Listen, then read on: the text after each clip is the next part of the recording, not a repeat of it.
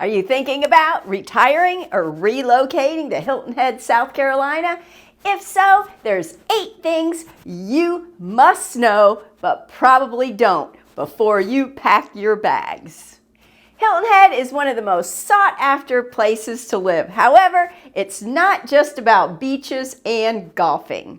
Okay, let's jump right into number 1, traffic realities. Hilton Head has a year-round population of only about 38,000 people. However, in the spring and summer, they welcome over 2.5 million onto the island. And this means in January, a 5-mile drive could take you maybe 10 minutes, but in July, it could easily take you 45 minutes. Now, what I find very helpful, I've got this app on my phone and on my computer that has cameras that are strategically placed around Hilton Head. So at any one given time, if I know I'm going over that bridge onto the main island, I can just click on that app and see if there's major traffic, if there's been an accident, backups or whatnot. So, very helpful. If you want to know about it, reach out to me anytime. Okay, moving along. Still along the lines of traffic, roundabouts, aka traffic circles. Hilton Head is famous, or should I say infamous, for many of these traffic circles, which are intended to keep the traffic moving smoothly, but in reality, they can be very confusing and intimidating for newcomers. Locals joke, if you miss your turn, you just keep going round and round until you get to it again. The biggest and busiest of these roundabouts is at Sea Pines. It's the entrance to major communities like Palmetto Dunes and Port Royal. Pro tip, stay calm and always yield to the cars already in the circle. Earlier, I alluded to the bridge. There's literally only one way on and off the island, and that is a 4-lane bridge. Every car, commuter, delivery, visitor has to funnel through this bridge to get onto the island. And here's a picture during peak season. Not pretty. And if there happens to be an accident, it's even uglier. So that's where those cameras come into play. And this is also something to keep in mind during hurricane season, which is June through November 1st, because if you need to evacuate, you need to prepare plenty of time in advance to ensure you're getting off that island. You're going to want to leave sooner than later. Now, I will say there have been undergoing studies done on a proposal for the bridge. And right now, it looks like the one that's leading the pack is for a new 6-lane bridge to be built. However, it'll still mean one way on and off the island, but their hopes is to improve safety and congestion for evacuations. The design and construction phases are set to begin in 2028 with hopefully completion around 2030. So as you can see, they still have a ways to go. Number 2. Housing prices have soared since COVID. The Hilton Head real estate market was always strong, but ever since 2020, the market has skyrocketed. We have seen record appreciation and inventory is still tight. Over the past decade, Hilton Head real estate has appreciated by 121%, which averages out to about 8.26% per year. This kind of growth puts Hilton Head in the top tier for growth appreciation across the United States. And during the post-COVID surge, some of the more popular communities saw over 40% appreciation in value. For example, one of the popular neighborhoods, Hilton Head Plantation. The same house sold in 2022 for $856,000 and then again in 2025 for $1.255 million. And I looked at the photos and I really couldn't see many improvements. So if you're planning on buying something in one of these more popular communities, you're going to want to act quickly and competitively. If you're from out of state or out of town, I would recommend having your real estate agent immediately go do a video walkthrough for you when the house comes on the market of interest. Then if you like what you see, get it under contract. Come see it during the due diligence period so you won't lose your earnest money and you can make sure it's the house for you and get your home inspection done at the same time. And this is something I do quite frequently for my clients. I've even had some that have bought sight unseen. They liked the video and didn't even come until after the closing. And so far, every one of them has worked out just well. Now, still on the topic of housing, gated communities dominate the island. If, for example, you think you're just going to come on Hilton Head, spend a week, tootle around, and visit various communities on your own, you cannot do that. Now, there are a few exceptions like Sea Pines where you can buy a day pass to get in the area and check it out. But for the most part, every single gated community is going to require you to have your real estate agent with you to accompany. And if you want to know more about Sea Pines, click on my video here. And speaking of gated communities, you definitely need to be aware of the HOA fees, which are homeowner association, typically annual fees, as well as transfer fees. This is not something you're going to see on Zillow. It's not readily available. You're going to need to find that information out from your realtor, so reach out to me anytime because they vary greatly between communities. And I mentioned earlier, Hilton Head Plantation is a very popular community on Hilton Head, and that's because of the low HOA fees and the robust amenities that go along with it. Here's the list. They've got 4 golf courses, a recreation complex with pool and playground, racquetball sports, private beachfront, and a full-service marina. The annual HOA is only $1,328, and there is a one-time fee of 1/4% of the purchase price. So let's say you bought a home for $1 million.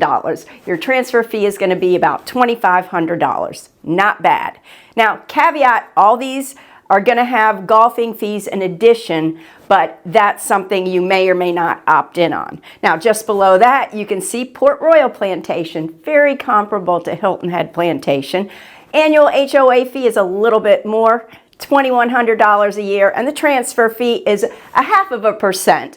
So basically, $1 million home, it would be $5,000 transfer fee in this case. But take a look at Wexford. Wexford has a $70,000 one-time transfer fee, and the annual HOA is $22,000. And I will say, these fees you're never going to see them go down. History says they will typically go up over time. So, something you definitely need to investigate in advance. And if you want to know more about fees in detail, click on this video. Number 4, healthcare. While the Hilton Head Hospital is the most convenient for its residents, I was really surprised when I did some research to find it has very low ratings, 2 out of 5 stars. And so I read through a bunch of the reviews, and they really centered around 3 things: long emergency room wait times, understaffing, and customer service. So what alternatives are there? Okay, looking at this chart, we've got Beaufort Memorial Hospital, which is a top-rated regional hospital 40 minutes away. An outpatient urgent care center in Okatee, 30 minutes away. And you've got Memorial Medical Center, a great teaching hospital in Savannah that's an hour away. And then you've got the #1 ranked hospital in South Carolina, MUSC in Charleston, which is going to be about a 2-hour drive. And for futures, there is a new full-service hospital currently under construction in Bluffton. So that'll be one more option for the residents. Number 5, flood insurance. Hilton Head is one of the coastal barrier islands, so flooding is built into its fabric. As you can see on this map, that high and moderate risk areas are in the red and yellow, and they pretty much dominate the entire island. Now, your regular homeowner's insurance will not cover flood damage. Flood could be from rising waters or storm surges or tidal flooding, etc. You're going to have to get a separate policy through the National Flood Insurance Program or through a private flood insurance company. Now, most people do not go through the private route. They use the national program. Now, if you happen to purchase in an area that is not in a flood zone, I absolutely recommend flood insurance for peace of mind. It'll only run you between probably $700 and $800 or $900 a year. Now, if you do need flood insurance and it is required, it's still not crazy like you see in Florida. You might be talking $2,500 a year. Not terrible, but You must have it.